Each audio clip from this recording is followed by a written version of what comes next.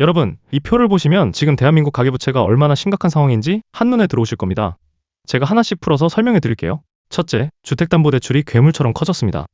처음으로 투명하게 드러난 이 통계가 단순한 숫자가 아니라 우리 경제에 보내는 엄중한 경고장이라는 점을 잊지 말아야겠습니다. 더 중요한 것은 2026년 더 심각한 상황이 다가올 수 있다는 전망입니다. 그리고 부동산 폭락과 경매 폭증으로 또 한 번 큰 위기가 찾아올 것을 대비하세요.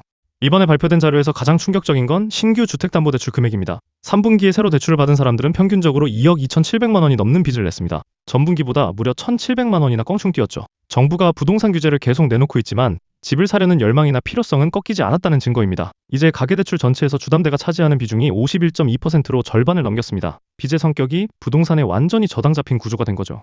둘째, 30대와 40대가 부채의 중심에 서 있습니다. 이번 통계에서 눈에 띄는 점은 연령대별 양극화입니다. 60대 이상의 어르신들은 빚을 줄이고 있는 반면 30대와 40대는 대출 비중의 58% 이상을 차지하고 있습니다. 특히 30대는 전분기 대비 대출액이 243만 원이나 늘었습니다. 이른바 영끌의 주역들이 여전히 시장을 주도하고 있다는 뜻이고, 이들의 경제적 허리가 휘청이면 국가 경제 전체가 흔들릴 수 있다는 위험 신호이기도 합니다. 셋째, 서울과 수도권 집중 현상이 뚜렷합니다. 돈은 다 서울로 모이고 있습니다. 신규 대출의 62.7%가 수도권에서 발생했습니다. 지방은 오히려 대출 규모가 줄어드는 곳이 많은데 수도권은 전분기 대비 75만 원이 더 늘었습니다. 부동산 시장의 양극화가 가계부채의 양극화로 그대로 이어지고 있는 셈입니다. 넷째, 한은이 분석한 정책 효과는 어떨까요?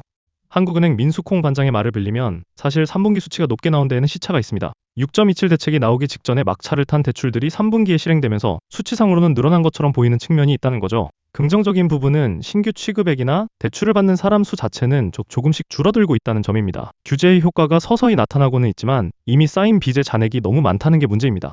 결론적으로 말씀드리면 지금 우리나라는 고착화된 가계부채라는 늪에 빠져 있습니다. 주담대 비중이 절반을 넘고 3040세대가 수도권 아파트를 위해 내는 빚이 역대 최대를 기록하고 있습니다. 금리가 변동하거나 부동산 경기가 급락할 경우 이 3040세대와 수도권 부동산 시장이 우리 경제의 가장 약한 고리가 될 가능성이 매우 높습니다.